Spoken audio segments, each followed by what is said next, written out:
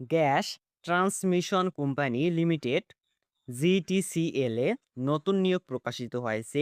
এই নিয়োগ বিজ্ঞপ্তিটি 21 এপ্রিল 2026 খ্রিস্টাব্দ তারিখে প্রকাশিত হয়।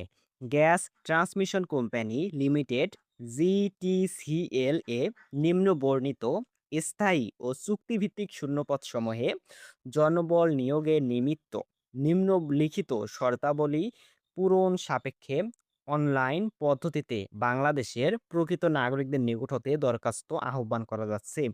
এই নিয়োগে স্থায়ী পদ রয়েছে, এছাড়াও অস্থায়ী পদ রয়েছে। স্থায়ী পদে আবেদনের জন্য কিরকম যোগ্যতা লাগবে এবং অস্থায়ী পদে আবেদনের জন্য কিরকম যোগ্যতা লাগবে, এই বিষয়গুলো আজকের ভিডিওতে আপনাদের জানিয়ে দেবো। আর এই নিয়োগে বাংলাদেশের সকল জেলা থেকে আবেদন করা যাবে। আর আবেদন কিভাবে করতে হবে, আবেদন শুরু কবে, শেষ কবে, আবেদন ফি কত টাকা, প্রত্যেকটি বিষয় আজকের এই ভিডিওতে আপনাদের জানিয়ে দেবো। অবশ্যই ভিডিওটি না টেনে ধৈর্য সহকারে শেষ পর্যন্ত দেখবেন। আর যারা আমাদের ইউটিউব চ্যানেলে নতুন দর্শক রয়েছেন, অবশ্যই চ্যানেলটি সাবস্ক্রাইব করে রাখবেন, কারণ চাকরির সব আপডেট আমাদের ইউটিউব চ্যানেলে প্রতিনিয়ত দেওয়াই থাকে। আর ফেসবুক পেজ থেকে ভিডিওটি দেখে থাকলে অবশ্যই পেজটি ফলো করে দেবেন। এখানে হচ্ছে স্থায়ী পদসমূহ। এখানে প্রথমত স্থায়ী পদসমূহ, যেই স্থায়ী পদগুলো আছে সেগুলোর কথা বলবো। এখানে হচ্ছে পদের নাম ক্যাশিয়ার, পদের সংখ্যা রয়েছে ২ টি এবং আবেদনের জন্য যোগ্যতা লাগবে বাণিজ্যিক বিষয়ে স্নাতক ডিগ্রি। তবে কোনো পরীক্ষায় ৩য় বিভাগ বা শ্রেণী বা সমমানের সিজিপিএ গ্রহণযোগ্য নয়। ২ নাম্বার ক্রমিকে রয়েছে হিসাব সহকারী পদ। হিসাব সহকারী পদে পদসংখ্যা রয়েছে ১ টি। আবেদনের জন্য যোগ্যতা লাগবে বাণিজ্যিক বিষয়ে স্নাতক ডিগ্রি। তবে কোনো পরীক্ষায় ৩য় বিভাগ বা শ্রেণী বা সমমানের সিজিপিএ গ্রহণযোগ্য নয়। এর পরের পদটি হচ্ছে রিসিপশনিস্ট, পদসংখ্যা ২ টি। আবেদনের জন্য যোগ্যতা লাগবে স্নাতক সনদপ্রাপ্ত। তবে কোনো পরীক্ষায় ৩য় বিভাগ বা শ্রেণী বা সমমানের সিজিপিএ গ্রহণযোগ্য নয়। এর পরের পদটি হচ্ছে মেডিকেল অ্যাসিস্ট্যান্ট পুরুষ, পদসংখ্যা ১ টি। আবেদনের জন্য যোগ্যতা লাগবে নার্সিং বা ধাত্রীবিদ্যা বা সংশ্লিষ্ট বিষয়ে ডিপ্লোমা সনদপ্রাপ্ত অভিজ্ঞতা সম্পন্ন প্রার্থীদের অগ্রাধিকার দেওয়া হবে।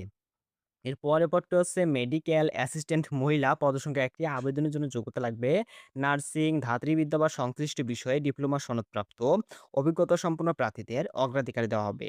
এর পরের পদটি হচ্ছে সার্ভেয়ার, পদসংখ্যা ৪ টি। আবেদনের জন্য যোগ্যতা লাগবে কোনো স্বীকৃত বোর্ড হতে এসএসসি বা সমমানের পরীক্ষা উত্তীর্ণ সহ সরকার অনুমোদিত প্রতিষ্ঠান হতে আমিনশিপ পাস এবং সংশ্লিষ্ট ক্ষেত্রে কমপক্ষে ২ বছরের অভিজ্ঞতা।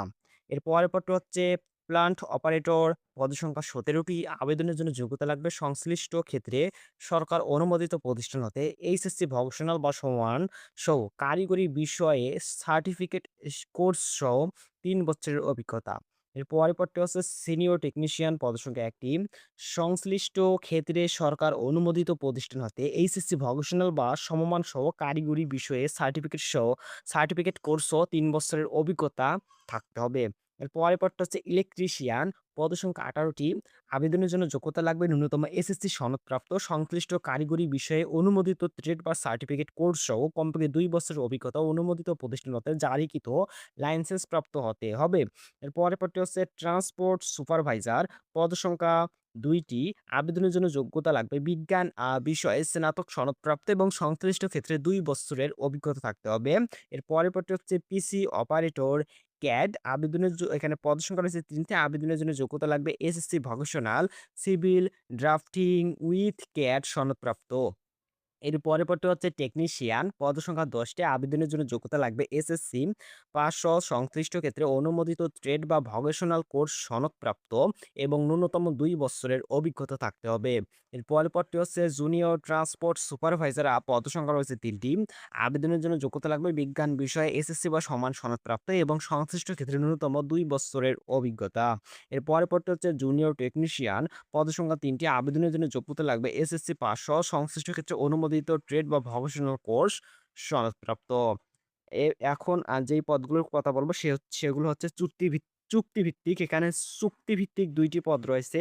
তার মধ্যে প্রথম যে পদটি হচ্ছে সেটি হচ্ছে ইমাম।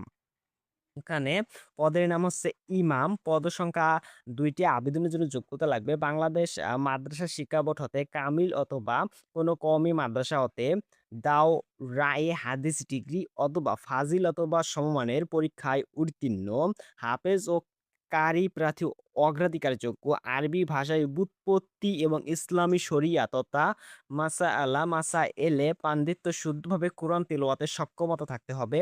তবে উভয় ক্ষেত্রে কোনো পরীক্ষায় ৩য় বিভাগ বা শ্রেণী সমমানের সিজিপিএ গ্রহণযোগ্য নয়। এরপরে যে পদটি রয়েছে সেটা হচ্ছে মুয়াজ্জিন পদ। মুয়াজ্জিন পদটি হচ্ছে চুক্তিভিত্তিক পদ এবং পদসংখ্যা রয়েছে ১ টি।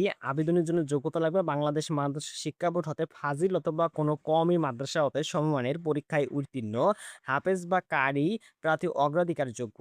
শুদ্ধভাবে কোরআন তেলাওয়াত সক্ষমতা ও মাসায়েলে পান্ডিত্য থাকতে হবে। তবে কোনো পরীক্ষায় ৩য় বিভাগ বা শ্রেণী বা সমানের সিজিপিএ গ্রহণযোগ্য নয় এবং এই নিয়োগের আবেদন শুরু হবে ২৭ এপ্রিল ২০২৬ খ্রিস্টাব্দ সকাল ৯ টা এবং শেষ হবে ২১ মে ২০২৬ খ্রিস্টাব্দ বিকাল ৫ টা। আর হচ্ছে এই নিয়োগের আবেদন ফি হচ্ছে ১ থেকে ৫ নং ক্রমিকে বর্ণিত পদসমূহে এর জন্য ৳১৬৮ ৬ থেকে ১৪ নং ক্রমিকে বর্ণিত পদসমূহের জন্য ৳১১২ এবং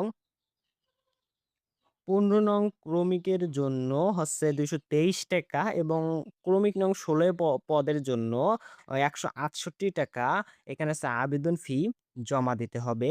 আর এই নিয়োগে আবেদনের জন্য প্রার্থীদের বয়স ২৭ এপ্রিল ২০২৬ খ্রিস্টাব্দ তারিখে ১ হতে ১৪ নম্বর ক্রমিকে বর্ণিত পদের ক্ষেত্রে ১৮ থেকে ৩২ বছর পর্যন্ত, ক্রমিক নম্বর ১৫, ১৬ এ বর্ণিত পদসমূহের ক্ষেত্রে অর্থাৎ তার চুক্তিভিত্তিক যে ২ টি পদ রয়েছে সেই পদ দুটির জন্য হচ্ছে ৫৪ বছর পর্যন্ত এখানে আবেদন করা যাবে। বয়স প্রমাণের ক্ষেত্রে অ্যাফিডেভিট গ্রহণযোগ্য হবে না। বয়স প্রমাণের ক্ষেত্রে এনআইডি কার্ড সহ এসএসসি বা সমান পরীক্ষায় উত্তীর্ণ সার্টিফিকেটে লিপিবদ্ধ জন্ম তারিখ প্রকৃত জন্ম তারিখ হিসেবে গণ্য হবে। প্রিয় দর্শক, এই নিয়োগে যারা আগ্রহী রয়েছেন আবেদনের জন্য অবশ্যই এখানে আপনারা আবেদন করতে পারবেন। আর যারা এখন পর্যন্ত আমাদের ইউটিউব চ্যানেলটি সাবস্ক্রাইব করেনি অবশ্যই সাবস্ক্রাইব করে রাখবেন। কারণ চাকরির সব আপডেট আমাদের ইউটিউব চ্যানেলে প্রতিনিয়ত দেওয়া হয়ে থাকে। দেখা হবে আরেকটি নতুন ভিডিওতে। ততক্ষণ পর্যন্ত সকলে ভালো থাকবেন, সুস্থ থাকবেন। আসসালামু আলাইকুম।